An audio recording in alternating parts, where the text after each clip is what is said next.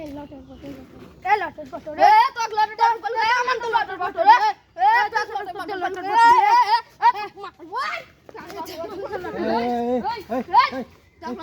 তোমরা মারামারি করছো কেন?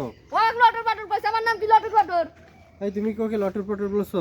হ্যাঁ আমি ওকে লটের বটল কেন বলেছি। লটর পটর বলছো? লটর পটর এসব মানুষের নাম বিকৃত করে বলা কবিরা গুনাহ। কবিরা গুনাহ কি? কবিরা গুনাহ হলো এমন একটি গুনাহ যে গুনাহ কখনো মাফ হয় না। মৃত্যুর পর আল্লাহ তাআলা এর জন্য কঠিন আযাবের ব্যবস্থা রেখেছেন। আর কঠিন আগুনে পুড়তে হবে। ই আল্লাহ, আবির ভাই আমি খুব বড় গুনাহ করে ফেলেছি, আবির ভাই আমাকে ক্ষমা করে দাও। আচ্ছা আচ্ছা তোমাকে আমি ক্ষমা করে দিলাম। আর এরকম অভাষা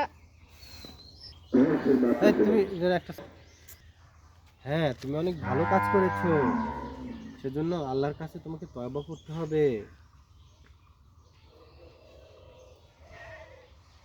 তুমি কি তওবা করতে পারো?